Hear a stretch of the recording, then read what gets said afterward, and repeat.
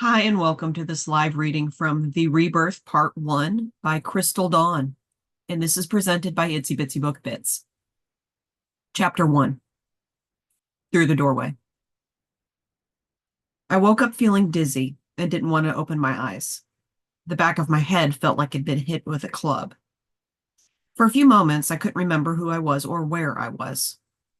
Then I moved my hand to the back of my head and felt a knot the size of a goose egg. That ruled out having too much of a good time. It was starting to come back now in bits and pieces. The warrior woman had hit me with a staff, one that was almost a club. Now I was lying on some kind of bed. People were talking, but they were too far away for me to understand the words. I opened one eye, but the light was bright, so I closed it again. Then I tried harder to listen, but it was still muted. They were coming closer, and I could make out some of the words. It seemed to be some form of Latin, which was a good thing, since I knew Latin. Actually, I knew many languages. It was an area I had heavily studied in. That was one of the things that made me so qualified to come here. One of the women was saying something about other worlds. She said, "The prisoner is an other worlder." Was I the prisoner? I tried to open my eyes again, and even though the light was bright, I fought against the urge to close them. My eyes began to adjust, and I saw two women standing at the door and to the room they had put me in. One was quite ordinary, but the other one was possibly the most beautiful woman I had ever seen. She was dressed as an ancient warrior on Earth, might have been. This woman was in leather, metal, and had weapons attached to her clothing. There was a sword in a scabbard, a set of bow and arrows on her back, and some throwing knives strategically placed for whatever need might arise. The woman herself had long flowing blonde hair, blue eyes, and light-colored skin. Her look was intense, as if she knew what I was thinking. I tried to concentrate, and my memories came rushing back. I was Colonel Andrea Staten of the U.S. Army Science Division, and I had dedicated my career to finding the doorway to the planet Amazon. We had worked for years to discover the exact location of the doorway, and then it had taken years to build an underwater complex over the site and start excavation. Our group had finally found the doorway, figured out how to use it, and we were at the point of trying to send someone through or giving up. Of course, I had volunteered to go through, and it was the culmination of my life's work. I had given up on relationships. They just took time away from my real passion, and they didn't work out anyway. There was no husband and no children, and I was over 40, beyond the likelihood of ever having either. Sure, I had parents, brothers, and other family, but they saw little of me, and though I knew they would miss me, I felt they wouldn't understand. That made me the perfect test subject because I had the least to lose if it failed and was the best prepared to deal with the circumstances if it succeeded. And apparently, I had succeeded. Now I would have to figure out what to do to initiate diplomacy between our two worlds. "What is your name and where are you from?" she asked in a husky voice. I realized she was talking to me. "My name is Andrea and I'm from Earth. Who are you and what do you call this place?" I asked. She stated, "Impossible. The doorway to Earth had been closed for 1,000 years. How can you be here and not know where you are? This is Amazon, and I'm Queen Lydia." Now I knew the stories were based on fact, and I had finally proven Amazon was real. But it was possible no one on Earth would ever know. All those years of research, all the ridicule from my peers, all of the lonely nights where I worked toward my goal only to find it wouldn't make any difference after all. Yes, I had been prepared to die, if that was my fate, but I had never really thought about being trapped here forever. What I knew was I was adaptable to different situations, places, and even climates on Earth, but this place was not what I had expected to find or what I had prepared for. While I'd been searching for an advanced race to learn from, I wasn't sure what I had found. Lydia said, "I will let you out of here if you give me your word you will behave. It is time for lunch. You can come with me and tell me of this place you are from and how you arrived here through a closed doorway." I got up slowly and felt a slight rush of blood to the wound on my head. It throbbed and pounded, but I ignored it and followed Lydia. She led me to a large room that looked like a banquet hall. We sat down at the edge of a large wooden table where food and drinks appeared almost as if by magic. The drink reminded me of tea, but it had a kick. The throbbing in my head was slowing down, so I drank a little more.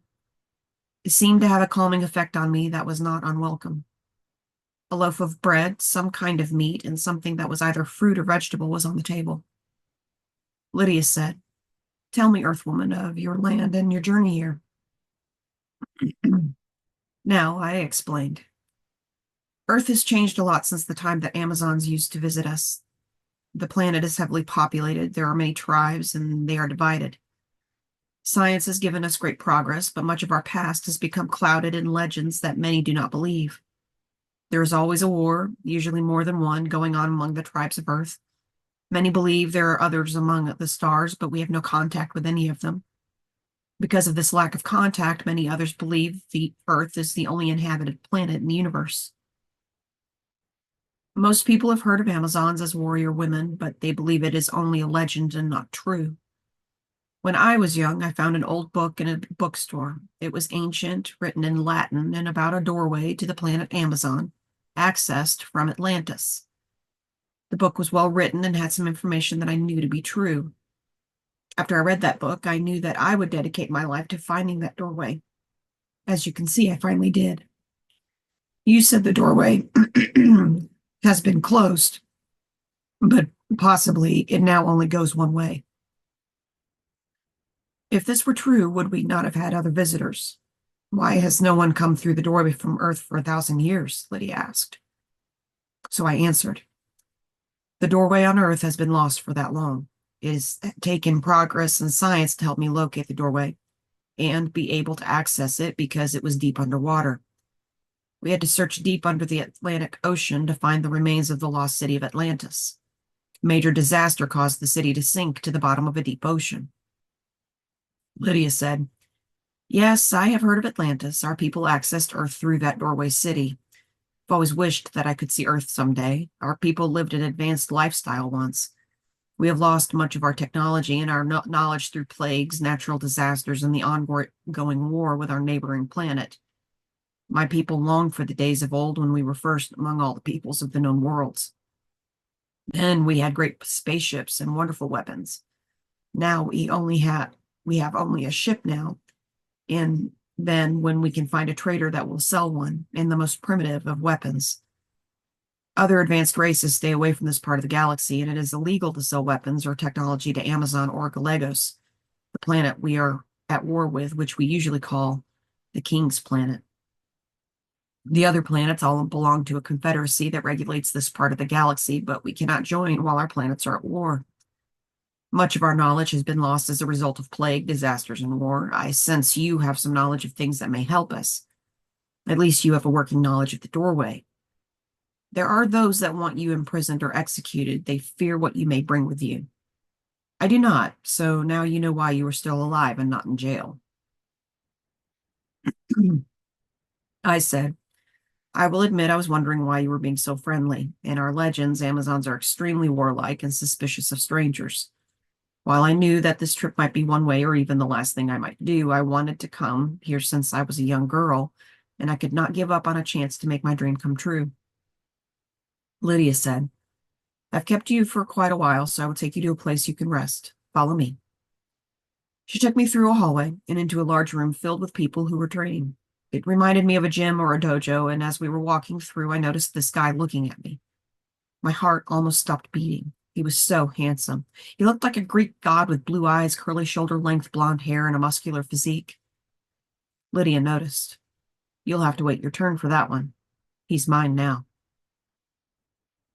As we reached the end of the room, another man looked up at us, and again I felt an extreme reaction. He had curly, dark blonde hair, the color of honey, about collar length, and blue-gray eyes. While he was not as muscular as the other guy was, he was also attractive. This place sure had a lot of beautiful people. Lydia noticed once more. "You might be able to get that one. He's the prize for the games at the next fight festival." I asked, "What do you mean by prize?"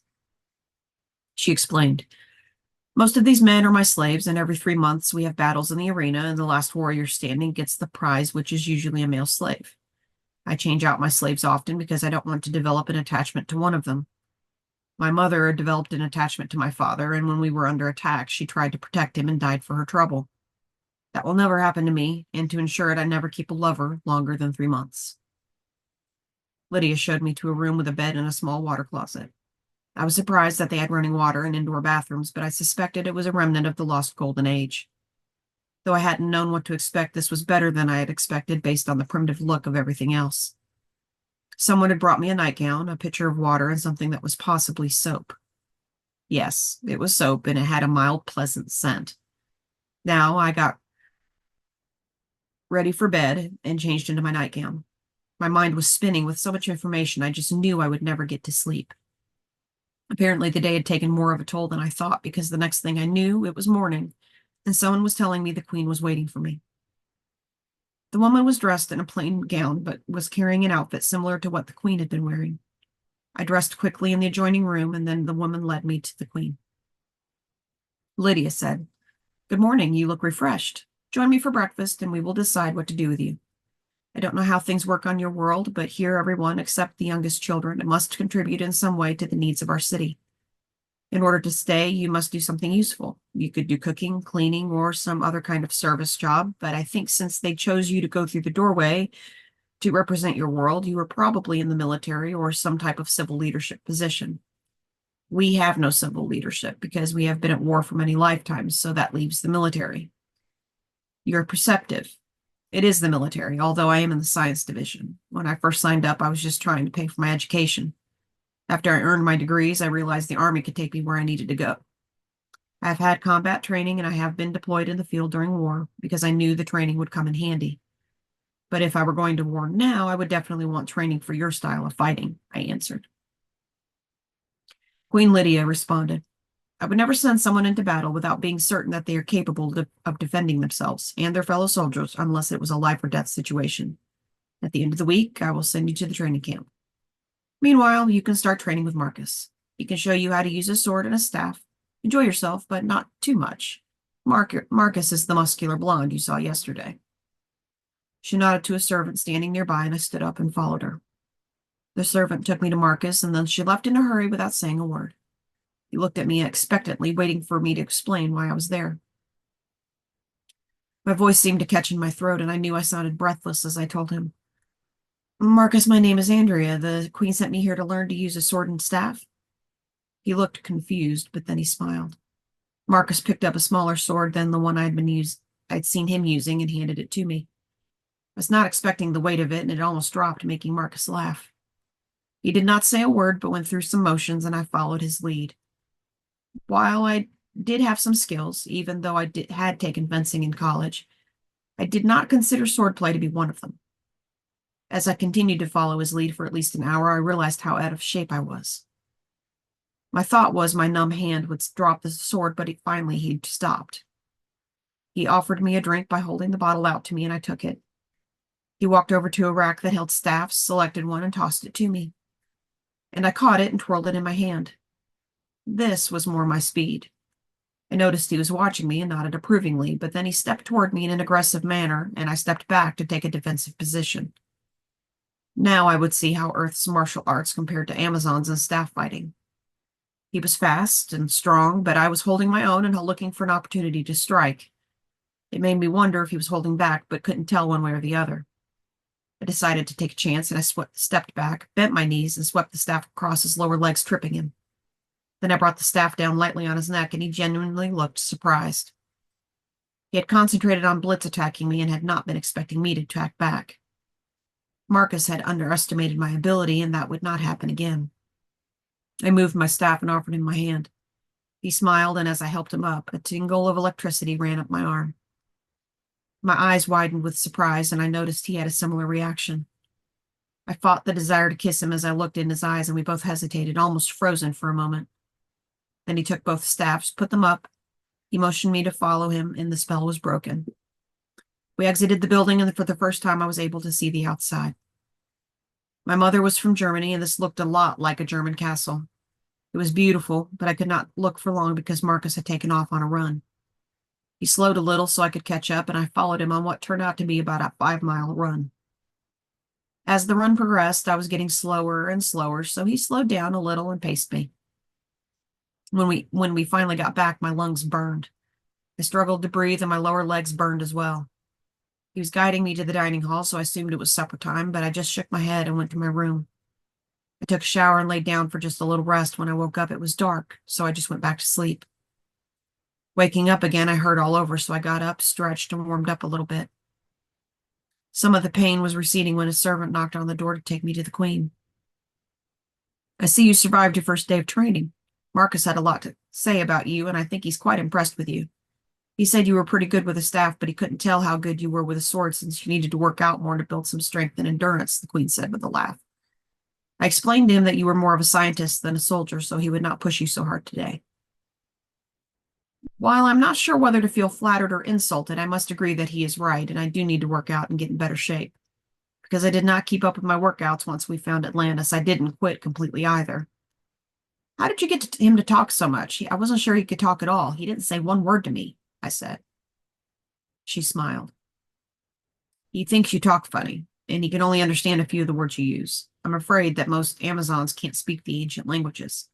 Only a few, like the priestess, who is our religious leader, teachers, scholars, and of course me, can understand anything you say, except a few key words that haven't changed. Marcus caught the word sword and assumed you were there for him to train. I will try to help you by teaching you some basic words. I thanked her for her help, and she started teaching me some basic things like water, bread, and several other foods. She also taught me how to greet someone, and I asked her to tell me how to say slow down and stop for a moment. Then she sent me on my way to train with Marcus. When I walked to the edge of the room, I saw Marcus was already training. He was already working up a sweat, and his muscles were glistening. All I could think of was how he could be Apollo or Hercules in another place or time. But here he was a slave, and how sad that was. I noticed the other man who had caught my attention the first day, and he looked up, saw me, and I felt my face heat up because he had caught me examining him. When he smiled, it transformed him. I smiled back, and I found it hard to look away. Apparently, he had no duties because he was waiting for them to offer him up as a prize. That brought home what an alien world this was. I turned to walk towards Marcus, but he too was watching me now, and once again, I felt the heat rise in my face.